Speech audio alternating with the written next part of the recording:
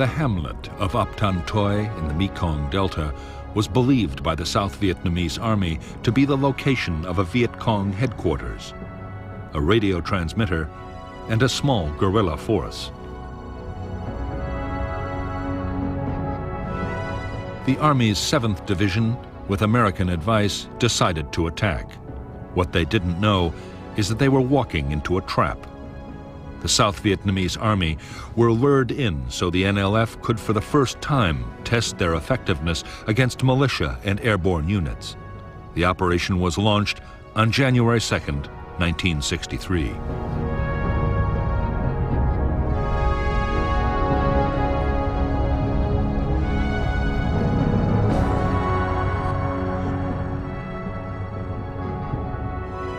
The neighboring hamlets of Ap Tan Toi and Ap Bac were strung out along a raised dike and an irrigation canal. In the tree line was deployed the whole Viet Cong 514th Battalion, reinforced by local guerrillas, altogether nearly 350 men.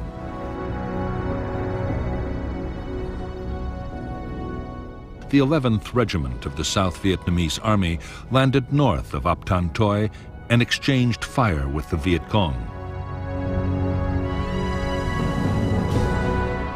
Meanwhile, a civil guard task force pushing from the south ran straight into the Viet Cong at Ap Bac and was stopped in its tracks.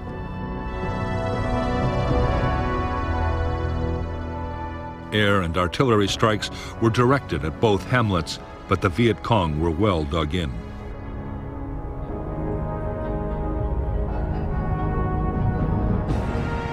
A reserve company of Army troops was landed in transport helicopters to attack Ap Tan Toi. Fire from Ap Bac destroyed 5 aircraft.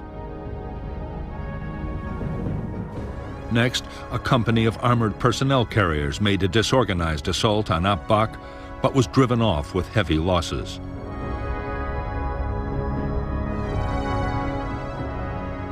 Airborne reinforcements were dropped in the wrong place by the Army commander. This allowed the Viet Cong to escape and avoided further government casualties.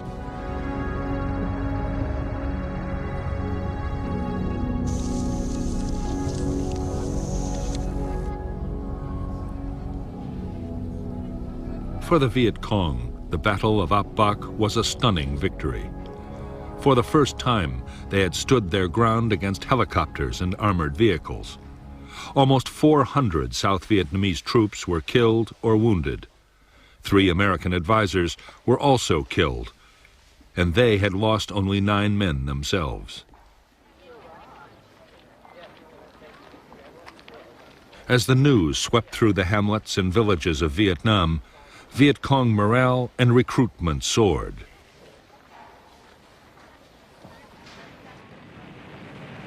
After Ap Bac, the guerrillas sharply accelerated the tempo of their operations. Attacks on strategic hamlets were launched almost every day, and hundreds were overrun. The guerrillas hit isolated government forts, tempting sources of arms and radios. Usually, they set ambushes for any Army troops that might be sent to the rescue.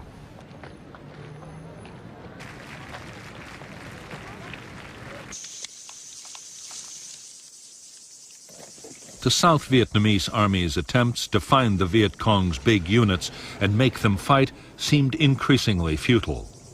One major sweep after another failed to find the guerrillas in any numbers.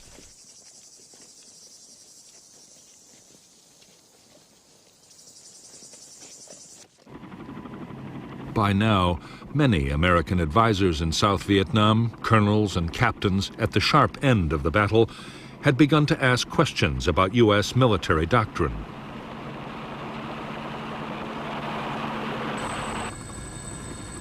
They were training the South Vietnamese to depend on big operations and very heavy firepower. As a result, large numbers of civilians were being killed, which could only increase support for the NLF. And in spite of everything, the guerrillas were usually escaping the net.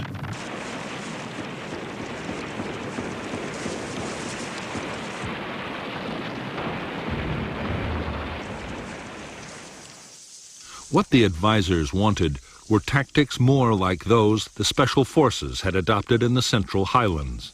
Small unit patrolling, ambushes, and night operations, all the time working closely with local people.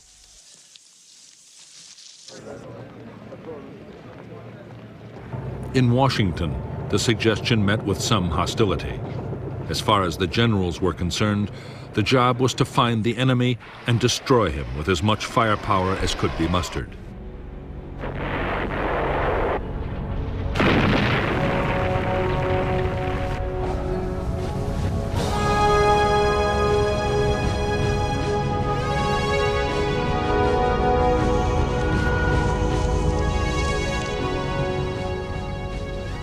For years, President Diem had filled the ranks of South Vietnam's government officials with fellow Catholics, enraging the majority Buddhist population. From the beginning of May 1963, there were widespread protests. Diem reacted violently. The army raided temples. Monks, nuns, and priests were arrested, and demonstrators were shot in the streets by police.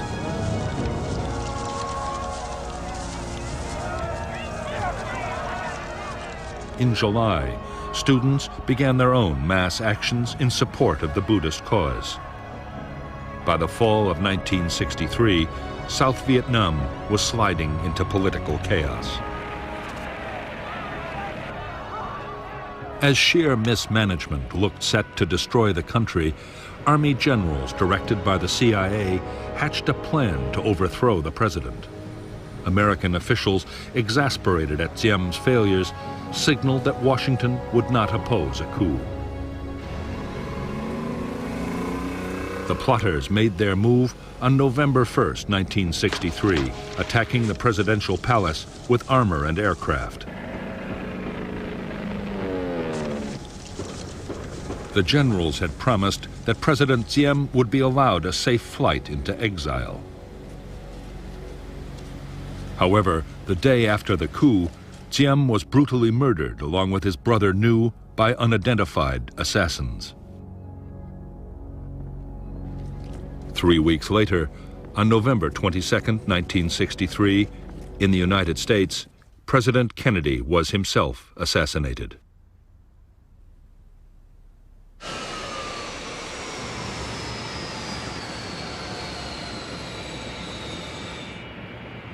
Kennedy's place was taken by his vice president, Lyndon Baines Johnson. Johnson had always been wary of America's involvement with Vietnam. Now he had inherited a strong U.S. commitment to the South. Whatever his private doubts, it was a commitment he was determined to honor.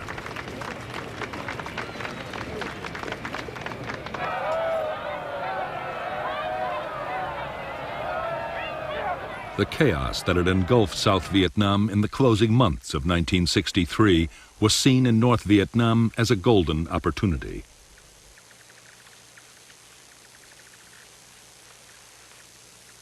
Ho Chi Minh and most of his fellow leaders saw the chance of a quick victory if the war was stepped up fast.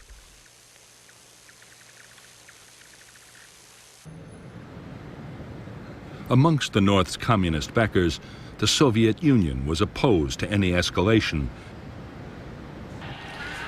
But the Chinese leader, Mao Zedong, had promised his support. If the Americans reacted by invading North Vietnam, China would even deploy combat troops to help the defense.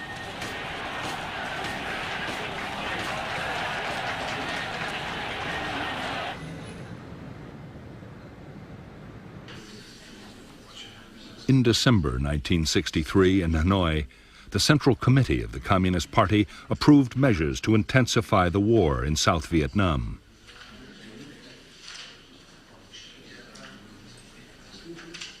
General Giap, the defense minister, had argued for caution, but most of the leadership was against him. The order was given to speed up the flow of men and weapons to the NLF in the South.